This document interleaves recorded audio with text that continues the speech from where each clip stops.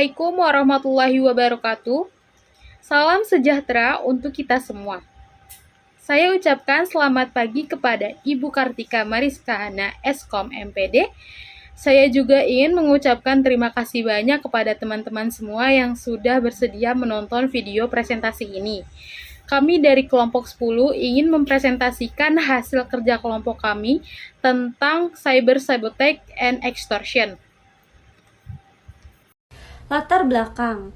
Teknologi informasi dan komunikasi telah mengubah perilaku masyarakat dan peradaban manusia secara global.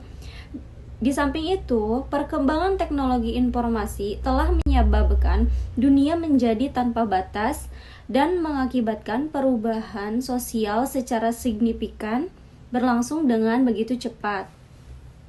Adapun maksud dan tujuannya adalah memenuhi salah satu tugas mata kuliah etik, menambah wawasan tentang cybercrime, khususnya tentang cyber sabotage, sebagai masukan kepada mahasiswa agar menggunakan ilmu teknologi yang didapatkan ke arah yang lebih positif, untuk mengkaji dan menganalisis tindakan hukum yang dilakukan terhadap perilaku tindak pidana penyebaran virus komputer melalui pengiriman email, untuk mengkaji dan menganalisis pengaturan tindak pidana penyebaran virus komputer melalui pengiriman email melalui undang-undang.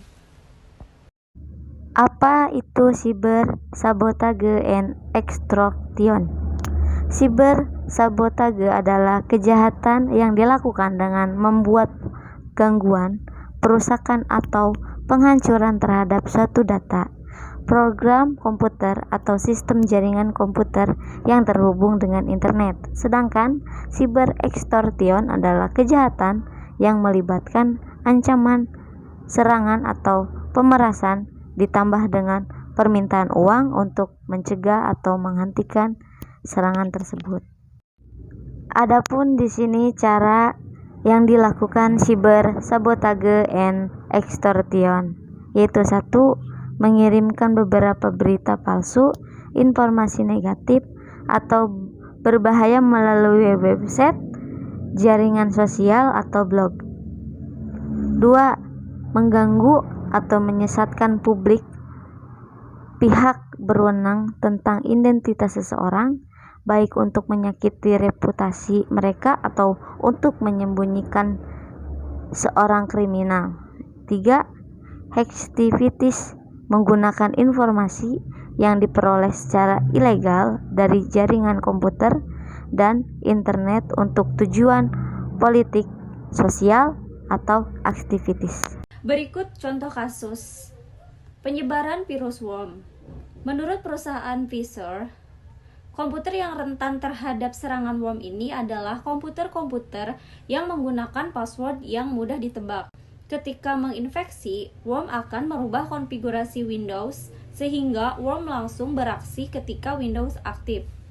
Contoh kasus yang kedua, Logic Boom.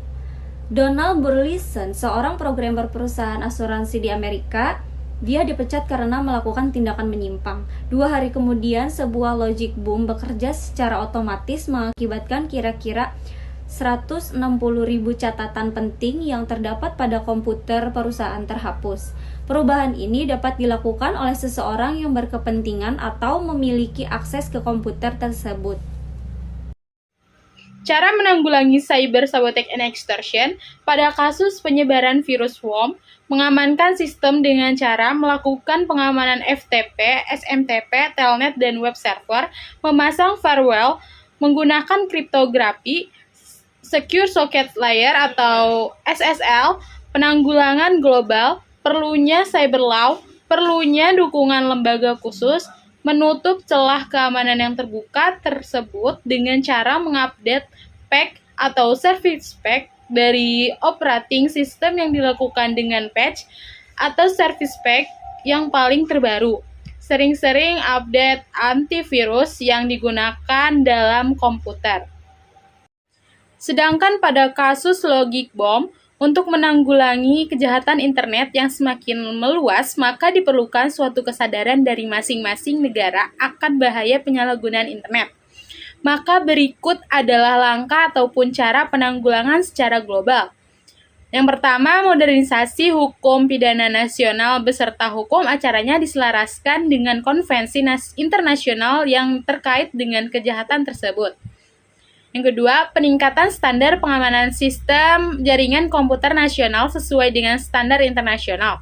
Dan yang ketiga, meningkatkan pemahaman serta keahlian aparat hukum mengenai upaya pencegahan, investigasi, dan penuntutan perkara-perkara yang berhubungan dengan cyber sabotage. Yang keempat, meningkatkan kesadaran warga negara mengenai biaya cyber sabotage dan pentingnya pencegahan kejahatan tersebut. Yang kelima, meningkatkan kerjasama antar negara di bidang teknologi mengenai hukum pelanggaran cyber sabotage. Dan yang terakhir, jadi secara garis besar untuk penanggulangan secara global diperlukan kerjasama antar negara dan penerapan standarisasi undang-undang internasional untuk penanggulangan cyber sabotage. Adapun di sini dasar hukum tentang cyber sabotage and extortion, Kitab Undang-Undang Hukum Pidana atau disebut juga dengan KUHP masih dijadikan sebagai dasar hukum untuk menjaring cybercrime, khususnya jenis cybercrime yang memenuhi unsur-unsur dalam pasal KUHP.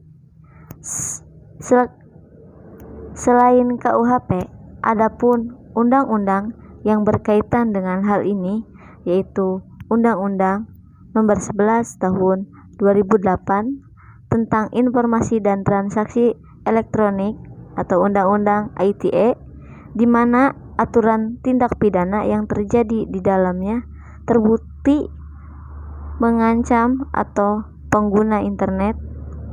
Rancangan Undang-Undang tentang Informasi dan Transaksi Elektronik telah mengantisipasi masalah pelanggaran hukum dalam transaksi elektronik ini dengan membuat pengaturan secara khusus dalam bab 7 tentang perbuatan yang dilarang. Kesimpulan, pada dasarnya cybercrime meliputi tindak pidana yang berkenaan dengan sistem informasi itu sendiri. Sistem komunikasi yang merupakan sarana penyampaian pertukaran informasi kepada pihak lainnya. Seperti salah satunya cyber sabotage yang merupakan kejahatan yang timbul dari dampak negatif perkembangan aplikasi internet. Saran, berkaitan dengan cybercrime tersebut, maka kita perlu adanya upaya pencegahannya dengan cara penegakan hukum yang tepat dan perlu suatu negara tersebut memiliki suatu perangkat untuk melawan dan mengendalikan kejahatan dunia maya. Selain itu, cybercrime adalah bentuk kejahatan yang mesti kita hindari atau kita berantas dengan tuntas supaya tidak terjadi secara berulang-ulang. Demikian presentasi kami tentang cyber sabotage and extortion. Semoga apa yang kami sampaikan dapat bermanfaat bagi kita semua. Saya ucapkan terima kasih banyak. Sampai jumpa di lain waktu. Assalamualaikum warahmatullahi wabarakatuh.